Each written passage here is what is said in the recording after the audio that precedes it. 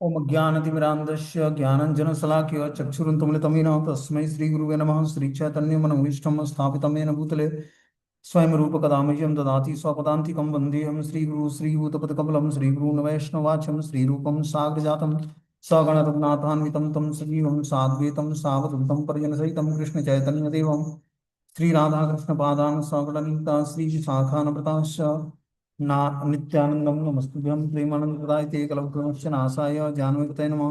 नमो महावदन्याय कृष्ण प्रेम प्रदायते कृष्णाय कृष्ण चैतन्य नामिने गौरद्विष नमः। पंचतत्वात्मकं कृष्णं भक्तरूपस्वरूपकं भक्तावतारं भक्ताख्यं नमामि भक्तशक्तिकं।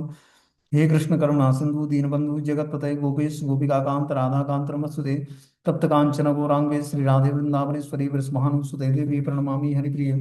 वाञ्छाकल्पतरुभ्यश्च कृपा सिन्धुभ्यो च पतितानां पावनेभ्यो वैष्णवेभ्यो नमो नमः। जय श्री कृष्ण चैतन्य प्रभु नित्यानंद श्री अद्वैत गदाधर श्रीवासादि श्री गौर भक्तवृंद। हरे कृष्ण कृष्ण कृष्ण हरे हरे, हरे राम राम राम हरे हरे। इसमें आज हम लोग को श्रीमद् भगवद गीता का अध्याय 11, टाइटल है विराट रूप, और श्लोक संख्या 37 नंबर पढ़ना है।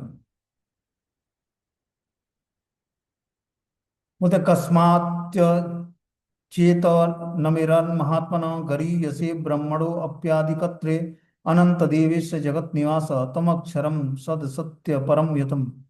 हे महात्मा, आप ब्रह्मा से भी बढ़कर हैं, आप आदि सृष्टा हैं, तो फिर वे आपको सादर नमस्कार क्यों न करें। हे अनंत, हे देवेश, हे जगत निवास, आप परम स्रोत अक्षर कारणों के कारण और इस भौतिक जगत से परे हैं। तो बता रहे हैं कि अर्जुन इस प्रकार नमस्कार करके यह सूचित करता है कि कृष्ण सबों के पूजनीय हैं, वे सर्वव्यापी हैं और प्रत्येक जीव की आत्मा है। अर्जुन कृष्ण को महात्मा का कर संबोधित करता है, जिसका अर्थ है कि वे उदार तथा अनंत हैं।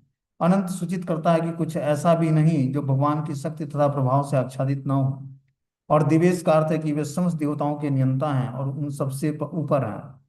वे समग्र विश्व के आश्रय हैं। अर्जुन ने भी सोचा कि यह सर्वथा उपयुक्त है कि सारे सिद्ध तथा शक्तिशाली देवता भगवान को नमस्कार करते हैं, क्योंकि उनसे बढ़कर कोई नहीं है।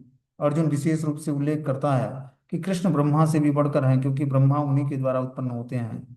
ब्रह्मा का जन्म कृष्ण के पूर्ण विस्तार गर्भोदशाई विष्णु के नाभि से निकले कमल लाल से उत्पन्न होता है। अतः ब्रह्मा से उत्पन्न शिव और या अन्य सारे देवता को चाहिए कि उन्हें नमस्कार करें। तो यहाँ बता रहे हैं कि अर्जुन इस प्रकार नमस्कार करते हुए यह सूचित करता है कि कृष्ण सबों के लिए पूजनीय है, क्योंकि वे परमात्मा के रूप में सबके अंदर सर्वव्यापी हैं और प्रत्येक जीव की आत्मा है। अर्जुन कृष्ण को महात्मा कहकर संबोधित करता है, जिसका अर्थ है कि वे उदार तथा अनंत हैं। तब अर्जुन जो है भगवान कृष्ण को महात्मा कहकर संबोधित करता है, जिस महात्मा का यहाँ पर अर्थ बताया कि उदार और अनंत है। अनंत सूचित करता है कि ऐसा कुछ भी नहीं जो भगवान की शक्ति तथा प्रभाव से आच्छादित न हो। और दिवेश का अर्थ है कि वे समस्त देवताओं के नियंता हैं और उन सबके ऊपर हैं। वे समग्र विश्व के आश्रय हैं। अर्जुन ने भी सोचा कि यह सर्वथा उपयुक्त है कि सारे सिद्ध तथा शक्तिशाली देवता भगवान को नमस्कार करते हैं, क्योंकि उनसे बढ़कर कोई नहीं है। जितने भी सिद्ध और देवतागण हैं वो भी क्या करते हैं, भगवान को नमस्कार करते हैं, क्योंकि वो जानते हैं कि भगवान से बढ़कर कोई दूसरा नहीं है। अर्जुन विशेष रूप से उल्लेख करता है कि कृष्ण ब्रह्मा से भी बढ़कर हैं, क्योंकि ब्रह्मा उन्हीं के द्वारा उत्पन्न हुए हैं। ब्रह्मा का जन्म कृष्ण के पूर्ण विस्तार गर्भोदशाई विष्णु की नाभि से निकले कमलनाथ से उत्पन्न होते हैं। ब्रह्मा तथा ब्रह्मा से ऊपर शिव और अन्य सारे देवता को चाहिए कि परम पुरुषोत्तम भगवान को नमस्कार करें। श्रीमद् भागवतम में कहा गया कि शिव ब्रह्मा तथा इन जैसे अन्य देवता भी भगवान का आदर करते हैं। अक्षरम शब्द अत्यंत महत्वपूर्ण है, क्योंकि यह जगत विनाशशील है, किंतु भगवान इस जगत से परे हैं। वे समस्त कारणों के कारण हैं, अतः वे इस भौतिक प्रकृति के तथा इस दृश्य जगत के समस्त बद्ध जीवों से श्रेष्ठ हैं, इसलिए वे परमेश्वर कहलाते हैं। तो एक है देवी देवता और दूसरे हैं परमेश्वर। परमेश्वर मतलब परम ईश्वर। परम ईश्वर कौन है? ब्रह्मा जी बताते हैं, ईश्वर परमा कृष्ण सच्चिदानंद विग्रह अनादिरादि गोविंदम सर्व कारण कारणम। ईश्वर परमा कृष्ण मतलब परम ईश्वर कौन है? भगवान कृष्ण है। ईश्वर बहुत सारे हैं, जैसे ब्रह्मा जी के आगे भगवान भगवान ब्रह्मा जी, भगवान शिव, भगवान गणेश, भगवान मतलब भगवान टाइटल उनके आगे लगाया जाता है जो 87% क्वालिटी भगवान की धारण करते हैं। सॉरी, 79% क्वालिटी जो भगवान के धारण करते हैं, उनके आगे टाइटल जो है भगवान का लगाया जाता है। लेकिन परम भगवान अपने आप में पूर्ण है। तो परम भगवान कौन है? ईश्वर परमा कृष्ण, कृष्ण ही परम पुरुष है, परम भगवान है। बोलते तमादि देवम पुरुषम पुराणम तमस्व विश्वम परम निधानम वेत्तासि वेद्यम च परम च धामम त्वया ततम विश्वमनंत रूपम। आप आदि देव सनातन पुरुष और इस दृश्य जगत के परम आश्रय हैं। आप सब कुछ जानने वाले हैं और आप ही वह सब कुछ हैं जो जानने योग्य हैं। आप भौतिक गुणों से परे परम आश्रय हैं, हे अनंत रूप। यह संपूर्ण दृश्य जगत आप में ही व्याप्त है। तो भगवान बता रहे हैं कि आप आदि देव सनातन पुरुष और इस दृश्य जगत के परम आश्रय हैं। भगवान क्या हैं? आदि देव हैं। आदि देव मतलब भगवान का कभी, भगवान सृष्टि के पहले भी थे, सृष्टि के बाद भी हैं और सृष्टि के बीच में भी है, इसलिए वो आदि देव कहलाते हैं। सनातन पुरुष हैं, कभी न समाप्त होने वाले हैं, और इस दृश्य जगत के परम आश्रय हैं। इस दृश्य जगत में कोई आश्रय किसका लेगा? तो भगवान का ही आश्रय ले सकता है। आप सब कुछ जानने वाले हैं और आप ही से सब कुछ है जो जानने योग्य है। आप भौतिक गुणों से परे परम आश्रय हैं, हे अनंत रूप। यह संपूर्ण दृश्य जगत आप में, आपसे व्याप्त है। बोलते हैं प्रत्येक वस्तु भगवान पर आश्रित है, अतः वे ही परम आश्रय हैं। निधानम का अर्थ है ब्रह्म तेज समेत सारी वस्तुएं भगवान कृष्ण पर आश्रित हैं। वे इस संसार में घटित होने वाली प्रत्येक घटना को जानने वाले हैं। यदि ज्ञान का कोई अंत है तो वे ही समस्त ज्ञान के अंत हैं। अतः वे ज्ञाता हैं, ज्ञेय हैं, वे जानने योग्य हैं, वे सर्वव्यापी हैं। बैकुंठ लोक में कारण स्वरूप होने के कारण वे दिव्य हैं। वे दिव्य लोक में भी प्रधान पुरुष हैं। तो भगवान का यहाँ पर अर्जुन गुणगान करते हैं, बोलते हैं कि ज्ञाता और ज्ञेय वस्तु भगवान ही है। ज्ञात करने योग्य और ज्ञेय जानने योग्य कौन है? भगवान है, क्योंकि वे सर्वव्यापी हैं। परमात्मा के रूप में सर्व समस्त हृदयों में भगवान वास करते हैं। बैकुंठ लोक में कारण स्वरूप होने के कारण वे दिव्य हैं। वे दिव्य लोक में भी प्रधान पुरुष हैं।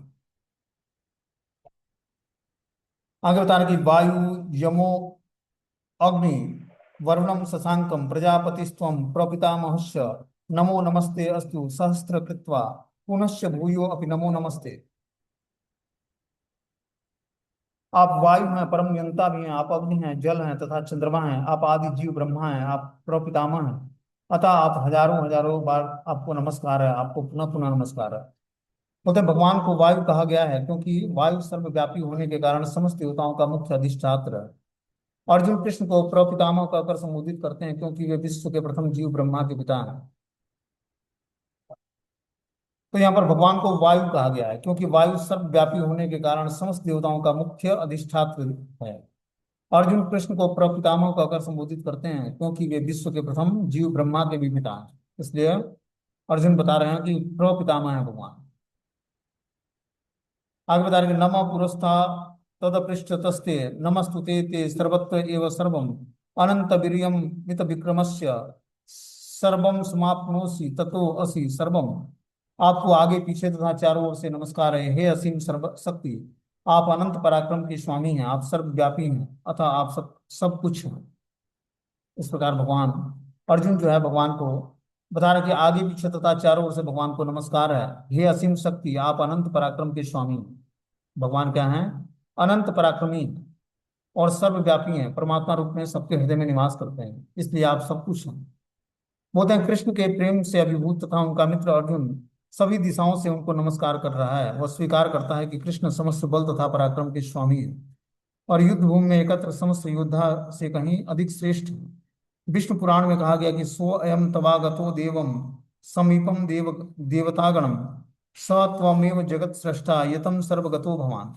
आपके समक्ष जो कुछ आता है, चाहे वह देवता ही क्यों ना हो, हे भगवान, वह आपके द्वारा ही उत्पन्न है। आगे बता रहे हैं सखेति मत्वा प्रसभम यदुक्तम, हे कृष्ण हे यादव हे सखेति अजानता महिमानं तवेदम मया प्रमादा प्रणयेन वापि यच्चा वहा सार्थ मत सत्कृतो अशि विहार शय्यासन भोजनेषु एको अथवा अप अच्युत तत्समक्षम तत्क्षामये त्वामहमं प्रमेयम्। आपको अपना मित्र मानते हुए मैंने हठपूर्वक आपको हे कृष्ण हे यादव हे सखा जैसे संबोधनों से पुकारा है, क्योंकि मैं आपकी महिमा को नहीं जानता था। मैंने मूर्खतावश या प्रेमवश जो कुछ भी किया, कृपया उसके लिए मुझे क्षमा कर दें।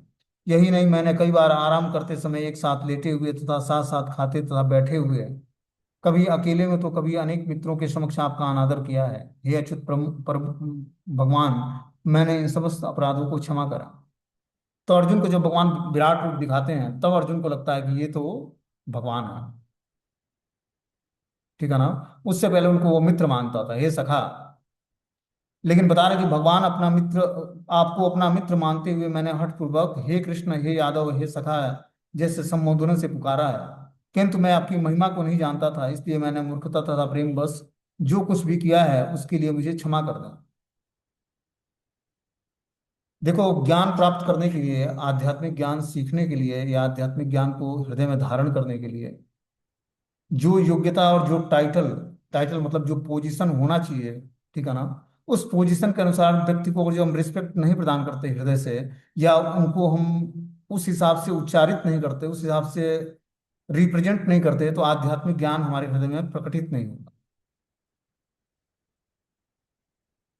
क्योंकि आध्यात्मिक ज्ञान सीखने के लिए व्यक्ति को शरणागत होना पड़ता है।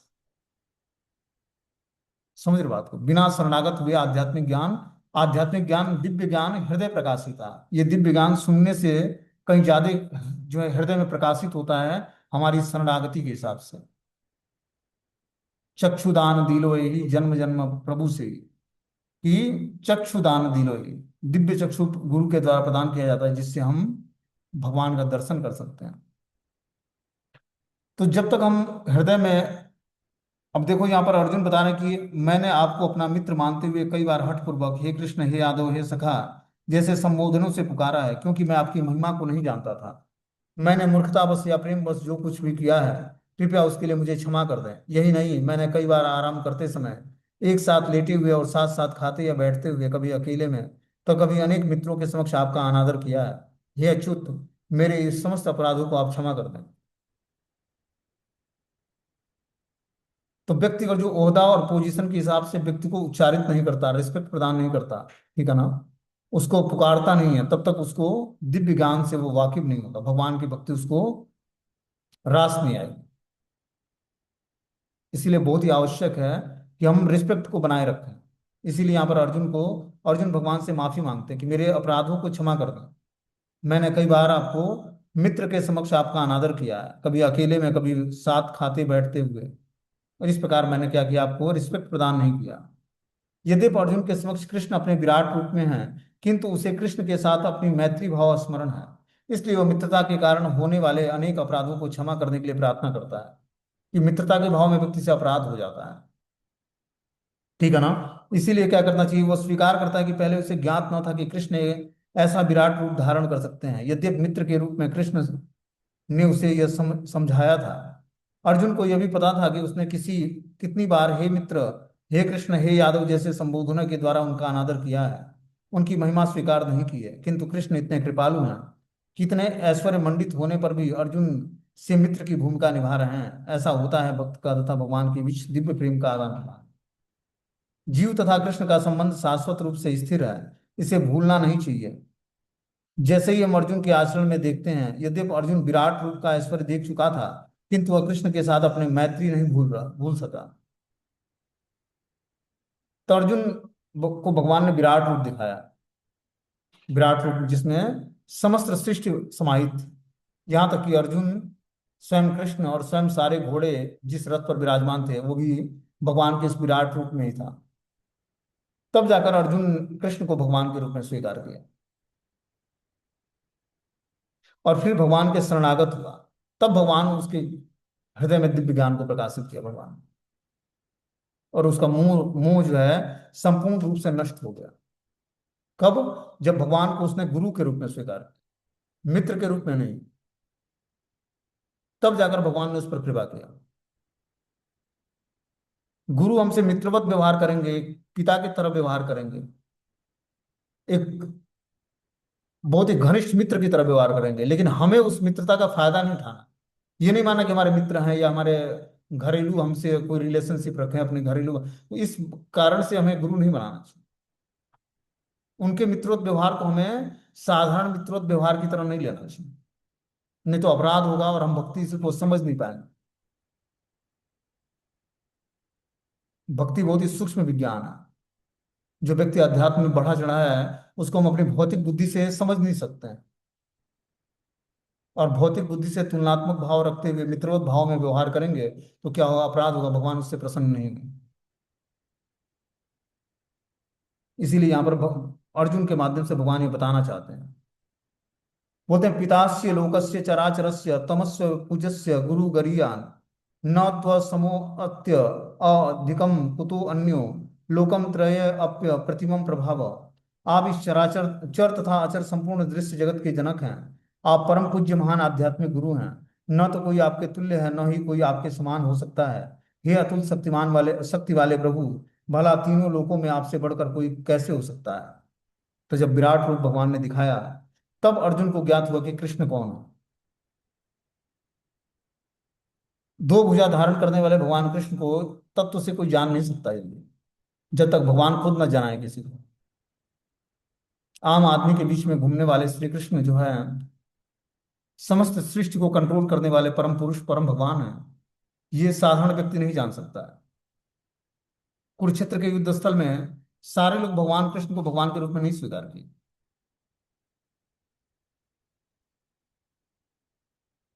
और सबको अपने भावनाओं के अनुसार भगवान दर्शन दिए। वसुदेव और देवकी को भगवान अपने पुत्र के रूप में लगते थे। नंद यशोदा को लल्ला के रूप में दिखते थे। कंस को अपना काल दिखते थे वही। गाय गायों को जो है बछड़े के रूप में भगवान दिखते थे। गोपियों को भगवान अपने प्रेमी के रूप में दिखते थे। जैसा जिसका भाव, उसी तरह भगवान अपना दर्शन देते थे उनको। उसी तरह भाव का पोषण होता उनमें।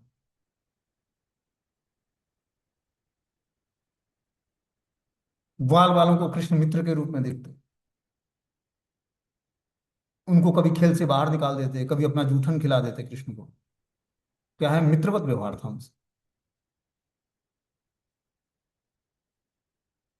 तो उस तरह का भाव डेवलप करने के लिए पहले हमें साधना भक्ति के हाईएस्ट स्टेज को प्राप्त करके तब जाकर उस भाव को हम डेवलप कर पाएंगे भगवान के साथ। लेकिन उसके बाद भी भगवत्ता भगवान की मेंटेन रहनी चाहिए। उतना हाईएस्ट लेवल पर पहुंच कर भी हमें भगवान को पूर्ण रूपेण रिस्पेक्ट प्रदान करना। और वही स्थिति आध्यात्मिक गुरु की भी है।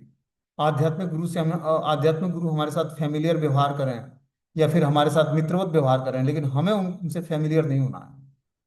हमें उनसे मित्रवत व्यवहार नहीं करना है। उनके पोजीशन को मेंटेन रखना अपने हृदय में। तब जाकर हम आध्यात्मिक प्रोग्रेस कर पाएंगे। ये नहीं मानना कि वो फैमिली के सदस्य हैं, तब क्या होगा, अपराध होगा और आध्यात्मिक जीवन में प्रोग्रेस नहीं होगा। भगवान इससे प्रसन्न नहीं होते हैं। भगवान देखो खुद अवतार लेकर, पुरुष अवतार लेकर मर्यादा का एक एक पालन करते हैं। वो बताते हैं कि किस तरह गुरु के साथ ट्रीट करना है, किस तरह पिता के साथ, किस तरह पत्नी के साथ, किस तरह पुत्रों के साथ व्यवहार कैसे करना है, किस तरह गुरु के साथ एक शिष्य की भांति व्यवहार करना है। नंद बाबा के घर में 9 लाख गायें थी और ब्रज के राजा थे नंद बाबा। लेकिन उसके बाद भी सांदीपनी मुनि के आश्रम में जब गए गुरुकुल में शिक्षा ग्रहण करने के लिए, तो क्या करते, वो जंगल से लकड़ी काट कर लाते कृष्ण और बलराम। गुरु जी का वस्त्र धोते, गुरु जी के लिए भोजन बनाते, सेवा किया उन्होंने। तब क्या हुआ, 64 दिनों में भगवान कृष्ण के हृदय में गुरु जी सांदीपनी मुनि ने 64 कला को क्या किया, स्थापित कर दिया 64 दिनों में।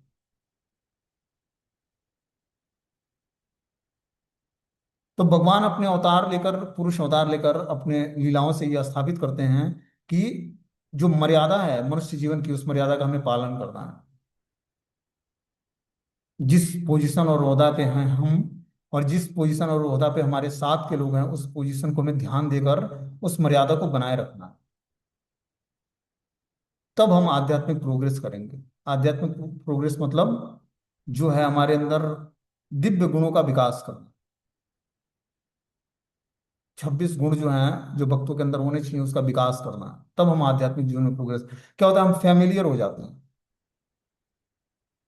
कुछ दिन बातें करते हुए, चाहे क्लास सुनते हुए, चाहे साथ यात्रा करते हुए, साथ रहते हुए, उठना खाना पीना हुआ, तो हम फेमिलियर हो जाएंगे।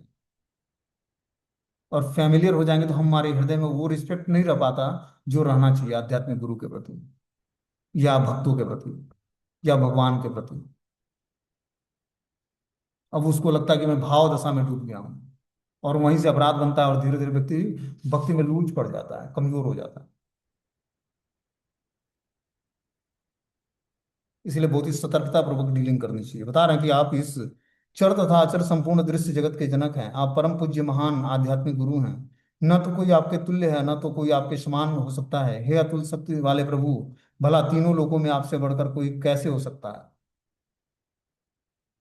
भगवान कृष्ण उसी प्रकार पूज्य हैं जिस प्रकार पुत्र तथा पिता पूज्य होता है। वे गुरु हैं क्योंकि सर्वप्रथम उन्हीं ने ही ब्रह्मा को वेदों का उपदेश दिया था, और इस प्रकार इस समय वे अर्जुन को भगवत गीता का उपदेश दे रहे हैं। अतः वे आदि गुरु हैं। और इस प्रकार किसी भी प्रमाणिक गुरु को कृष्ण से प्रारंभ होने वाले गुरु शिष्य परंपरा का वंशज होना चाहिए। कृष्ण का प्रतिनिधि हुए बिना कोई न तो शिक्षक और न ही आध्यात्मिक विषयों का गुरु हो सकता है। तो आध्यात्मिक विषय को पढ़ाने या शिक्षा देने के लिए व्यक्ति को गुरु शिष्य परंपरा में उसको होना चाहिए, तभी जाकर वो आगे गुरु शिष्य परंपरा के माध्यम से आगे वो कृष्ण के प्रतिनिधि हुए बिना वो शिक्षक नहीं बन सकता है।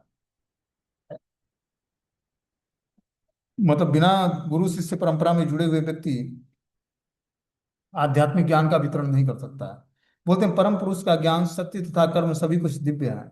भगवत गीता में कहा गया कि जन्म कर्म च मे दिव्यम योयम एवेति तत्वतः तत्वादेह पुनर्जन्म नयति मामेति सुअर्जुन है। जो कोई कृष्ण के दिव्य शरीर कर्म तथा पूर्णता को जान लेता है, वह इस शरीर को छोड़ने के बाद उनके परम धाम को जाता है और फिर इस दुख में संसार में वापस नहीं आता है। अतः मनुष्य को जान लेना चाहिए कि कृष्ण के कार्य अन्यों से भिन्न है। सर्वश्रेष्ठ मार्ग तो यह है कि कृष्ण के नियमों द्वारा बताए गए नियमों का पालन किया जाए, इससे मनुष्य सिद्ध बनेगा। यह भी कहा गया कि कोई ऐसा नहीं जो कृष्ण को गुरु बन सके, सभी तो उनके दास हैं। चैतन्य चैतामृत में इसकी पुष्टि हुई कि एकलः ईश्वर कृष्ण आर संवृत्य, केवल कृष्ण ईश्वर हैं, शेष सभी उनके दास हैं। प्रत्येक व्यक्ति उनके आदेश का पालन करता है, कोई ऐसा नहीं है जो उनके आदेश का उल्लंघन कर सके। प्रत्येक व्यक्ति उनकी अध्यक्षता में होने के कारण उनके निर्देश के अनुसार कार्य करता है, जैसा कि ब्रह्म संहिता में कहा गया कि वो समस्त कारणों के कारण है। तो बता रहे हैं कि जो कोई कृष्ण के दिव्य शरीर कर्म और पूर्णता को जान लेता है, वह शरीर छोड़ने के बाद उनके परम धाम को प्राप्त करता है। तो परम धाम को प्राप्त करने के लिए भगवान की जन्म कर्म की दिव्यता को जानना पड़ेगा तत्व से, तब हम परम धाम के वासी बन पाएंगे। अतः मनुष्य को जान लेना चाहिए कि कृष्ण के कार्य अन्यों से भिन्न है। सर्वश्रेष्ठ मार्ग तो यह है कि कृष्ण के द्वारा बताए हुए नियमों का पालन किया जाए। तो कृष्ण के द्वारा बताए हुए नियम क्या हैं? जो भगवत गीता के आदेश हैं, वो भगवान के द्वारा बताए हुए नियम। सर्वश्रेष्ठ मार्ग यह है कि कृष्ण के द्वारा बताए हुए नियमों का पालन किया जाए, इससे मनुष्य सिद्ध बनेगा। यह भी कहा गया है कि कृष्ण के नियमों का पालन किए बिना मनुष्य सिद्ध बन नहीं सकता है। जो कृष्ण का गुरु बन सके बता रहे हैं कि यह भी कहा गया कि कोई ऐसा नहीं है जो कृष्ण का गुरु बन सके, सभी उनके दास हैं। इसलिए चैतन्य चरितामृत में बताया गया कि एकलः ईश्वर कृष्ण आर सब भृत्य, केवल कृष्ण ईश्वर हैं, शेष सभी उनके दास हैं। प्रत्येक व्यक्ति उनके आदेश का पालन करता है, कोई ऐसा नहीं जो उनके आदेश का उल्लंघन कर सके। तो कृष्ण क्या है? आदि गुरु हैं। तो जो शिक्षक है आध्यात्मिक ज्ञान का वितरण करता है, उसको गुरु शिष्य परंपरा में होना चाहिए, तभी वो आध्यात्मिक ज्ञान को समझ कर और आगे प्रसारित कर सकता है, वितरण कर सकता है उसको। बोलते हैं, तस्मात् प्रणम्यहं प्रणिधाय कायं प्रसादयेत्वा महमीश मीड्यम पितेव पुत्रस्य सखेव सख्यु प्रियम प्रियाया हसी देव सोढ़ु। आप प्रत्येक जीव द्वारा पूजनीय भगवान हैं, अतः मैं गिर कर सादर प्रणाम करता हूँ। आपकी कृपा की याचना करता हूँ। जिस प्रकार पिता अपने पुत्र की ढिठाई सह लेता है, मित्र अपने मित्र की धृष्टता सह लेता है, या प्रिय अपनी प्रिया का अपराध सहन कर लेता है, उसी प्रकार आप कृपया करके मेरी त्रुटियों को सहन कर लें। अर्जुन भगवान से बोलता है कि आप प्रत्येक जीव द्वारा पूजनीय भगवान हैं। मैं आपके चरणों में गिर कर सादर प्रणाम करता हूँ और कृपा की याचना करता हूँ। जिस प्रकार पिता क्या करता है, अपने पुत्र की ढिठाई सह लेता है। पुत्र ढीठ है तो पिता क्या करता है, उसकी ढिठाई को सहता है। मित्र अपने मित्र के धृष्टता सह लेता है। प्रिय अपनी प्रिया का अपराध सहन कर लेता है। उसी प्रकार आप कृपया करके मेरी त्रुटियों को सहन कर लें। अर्जुन प्रार्थना करते हैं भगवान से कि आप भी हमने बहुत ही त्रुटि किया है आपसे, कभी मित्रोत व्यवहार करके अलग अलग भाव में। इस कारण से आप हमारी त्रुटियों को सहन करें और क्षमा करें। कृष्ण के भक्त उनके विविध प्रकार के से संबंध रखते हैं। कोई कृष्ण को पुत्रवत, कोई पति के रूप में, कोई मित्र रूप में, कोई स्वामी के रूप में मान सकता है। कृष्ण और अर्जुन का संबंध मित्रता का है। जिस प्रकार पिता, पति या स्वामी सब अपराध सहन कर लेते हैं, उसी प्रकार कृष्ण भी सब अपराध सहन करते हैं। आगे बता रहे कि अदृष्टवा ऋषितो अस्मि दृष्टवा भयेन च प्रव्यथितम मनो में तदेव में दर्शय देव रूपम प्रसिद्ध देवेश जगत निवासम। पहले कभी ना देखे गए आपके इस विराट रूप का दर्शन करके मैं पुलकित हो रहा हूँ, किंतु साथ ही मेरा मन भयभीत हो रहा है। अतः आप कृपया मुझ पर कृपा करें और हे देवेश, हे जगत निवास, आप पुरुषोत्तम भगवत स्वरूप अपना पुनः स्वरूप दिखाएं। अर्जुन को कृष्ण पर विश्वास है, क्योंकि वह उनका प्रिय मित्र है और मित्र रूप में वो अपने मित्र के ऐश्वर्य को देखकर अत्यंत पुलकित है। अर्जुन यह देखकर प्रसन्न है कि उनके मित्र कृष्ण भगवान हैं और वे एक ऐसे विराट रूप प्रदर्शित कर सकते हैं, किंतु साथ ही वह एक विराट रूप को देखकर भयभीत है। किंतु उसने अत्यंत अनन्य मैत्री भाव से कृष्ण के प्रति अनेक अपराध किए हैं। इस प्रकार भयवश उनका मन विचलित है। यदि भयभीत होने का कोई कारण नहीं है, अतः अर्जुन कृष्ण से प्रार्थना करते हैं कि वे अपना नारायण रूप दिखाएं, क्योंकि वे कोई भी रूप धारण कर सकते हैं। तो बता रहे हैं कि अर्जुन को कृष्ण पर विश्वास है, क्योंकि वो उनका प्रिय मित्र है और मित्र रूप में वो अपने मित्र के ऐश्वर्य को देखकर अत्यंत पुलकित है। तो भगवान का जब ऐश्वर्य भगवान ने प्रदर्शित किया अपना विराट रूप, तो इस रूप को देखकर अर्जुन आश्चर्यचकित हुआ और पुलकित हो गया कि हमारे साथ में रहने वाला हमारा जो मित्र था वो पूर्ण पुरुषोत्तम भगवान है।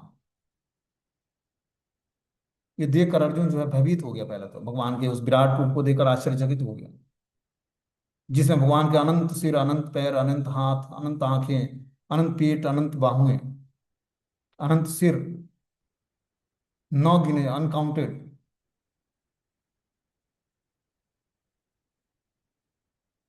पर अर्जुन को कृष्ण पर विश्वास था, क्योंकि वो उनके परम मित्र थे। मित्र रूप में वो अपने मित्र के ऐश्वर्य को देखकर अत्यंत पुलकित था। अर्जुन यह देख सका और प्रसन्न रहा कि उसने मित्र भगवान कृष्ण हैं, वे ऐसा विराट रूप प्रदर्शित कर सकते हैं।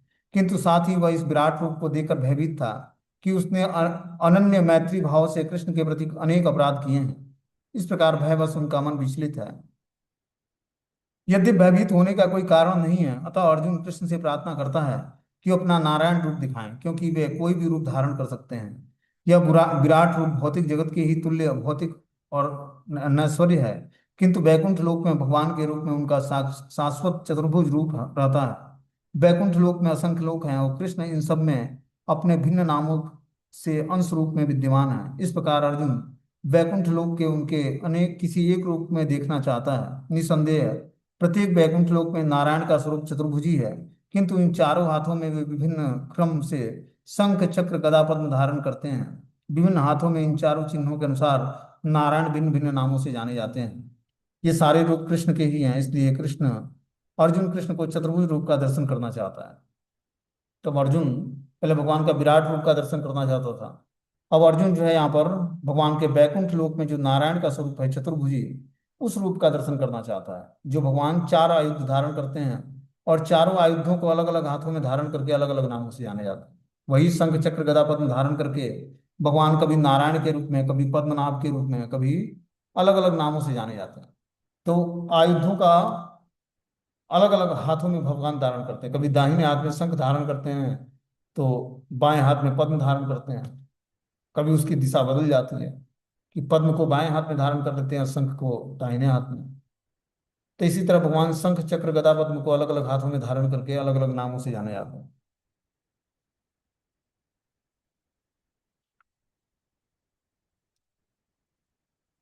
आगे बता रहे कि किरीटिन गदीन चक्रहस्तम मिच्छामि त्वां द्रष्टुमिहं तथैवं तेनैव रूपेण चतुर्भुजेन सहस्रबाहु भव विश्वमूर्ते।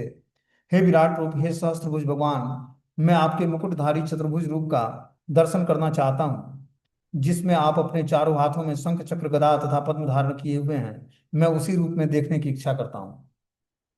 क्या बता रहे हैं कि हे विराट रूप, हे सहस्त्रभुज भगवान, मैं आपके मुकुटधारी चतुर्भुज रूप का दर्शन करना चाहता हूँ, जो भगवान मुकुट धारण करते हैं और चतुर्भुज रूप धारण करते हैं, जिसमें आप अपने चारों हाथों में शंख चक्र गदा पद्म धारण करते हैं। मैं उसी रूप को देखने की इच्छा करता हूँ।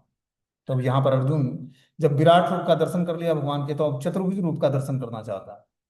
बोलते हैं ब्रह्म संहिता में कहा कि रामादि मूर्ति सुकला निमेन तिष्ठत। भगवान सैकड़ों हाथों रूप हजारों रूपों में नित्य विद्यमान रहते हैं, जिनमें से राम, नृसिंह, नारायण उनके मुख्य रूप हैं। रूप तो असंख्य हैं, किंतु अर्जुन को ज्ञात था कि कृष्ण ही आदि भगवान है, जिन्होंने एक क्षणिक विश्व रूप धारण किया है। अब वो प्रार्थना कर रहा है कि भगवान अपने नारायण नित्य रूप का दर्शन दें। इस श्लोक में श्रीमद् भागवतम के कथन से निसंदेह पुष्टि होती है कि कृष्ण आदि भगवान हैं और अन्य सारे रूप उन्हीं से प्रकट होते हैं। वे अपने अंशों से भिन्न नहीं हैं और वे अपने असंख्य रूपों में ईश्वर ही बने रहते हैं। इन सारे रूपों में वे तरुण दिखते हैं, यही भगवान का अस्थायी लक्षण है। कृष्ण को जानने वाला इस भौतिक संसार के समस्त कल्मशों से मुक्त हो जाता है। तो इस प्रकार बता रहे हैं कि ब्रह्म संहिता में कहा गया कि भगवान सैकड़ों हजारों रूपों में नित्य विद्यमान रहते हैं, जिनमें वे राम, नरसिंह, नारायण उनके मुख्य रूप हैं। रूप तो असंख्य हैं, किंतु अर्जुन को ज्ञात है कि कृष्ण ही आदि भगवान हैं, जिन्होंने एक क्षणिक विश्व रूप धारण किया है। अब वो प्रार्थना करता है कि भगवान अपने नारायण नित्य रूप का दर्शन दे। इस श्लोक में श्रीमद् भागवतम के कथन की पुष्टि होती है कि कृष्ण आदि भगवान है और अन्य सारे रूप उन्हीं में से प्रकट होते हैं। वे अपने अंशों से भिन्न नहीं है, वे अपने असंख्य रूपों में ईश्वर ही बने रहते हैं। और इस प्रकार सारे रूप में वे तरुण दिखते हैं, यही भगवान के अस्थायी लक्षण है। कि भगवान किसी भी स्वरूप को धारण करते हैं तो वो किसी में वृद्ध नहीं दिखते हैं, सब में वो किशोर अवस्था में होते हैं। कृष्ण को जानने वाला इस भौतिक संसार के समस्त कल्मश से मुक्त हो जाता है। अब आगे बता रहे हैं कि मय श्री भगवान उवाच मया प्रशस्तेन तवार्जुनेदं रूपम परम दर्शितमात्मयोगात् तेजो मयम विश्वमनंतमाद्यम यन्मे त्वदन्येन न दृष्टपूर्वम। भगवान ने कहा, हे अर्जुन, मैंने प्रसन्न होकर अपनी अंतरंग शक्ति के बल पर तुम्हें इस संसार में अपने इस परम विश्व रूप का दर्शन कराया है। इसके पूर्व अन्य किसी ने इस असीम और तेजोमय आदि रूप को कभी नहीं देखा था। तो अर्जुन को भगवान बता रहे हैं कि हे अर्जुन, मैं तुमसे प्रसन्न होकर अपनी अंतरंगा शक्ति के बल पर तुम्हें ये विश्व रूप का दर्शन कराया था। इससे पूर्व अन्य किसी ने इस असीम और तेजोमय रूप को कभी नहीं दर्शन किया है। जो हमारा ये विराट रूप है, इससे पहले किसी ने नहीं इस रूप का दर्शन किया है। अर्जुन भगवान के विश्व रूप को देखना चाहता था, अतः भगवान कृष्ण ने अपने भक्त अर्जुन पर अनुकंपा करते हुए उसे अपने तेजोमय और ऐश्वर्यमय विश्व रूप का दर्शन कराया। यह रूप सूर्य की भांति चमकदार था। उनके मुख निरंतर परिवर्तित हो रहे थे। कृष्ण ने यह रूप अर्जुन की इच्छा को शांत करने के लिए ही नहीं ये दिखलाया। यह रूप कृष्ण की उस अंतरंग शक्ति द्वारा प्रकट हुआ जो मानव कल्पना से परे है।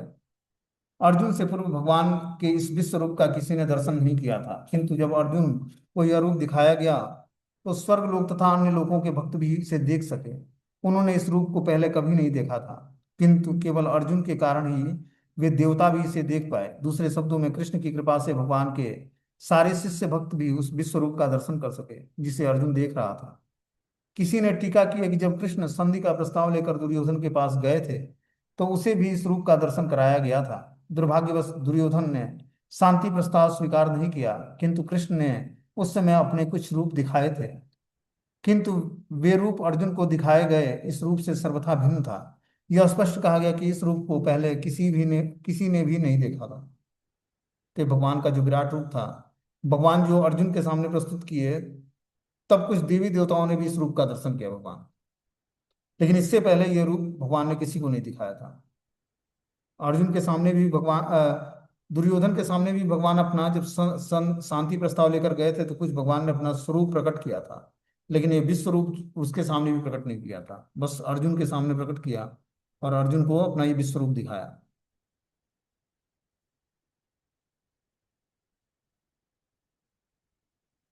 तो इस प्रकार अब आगे जो है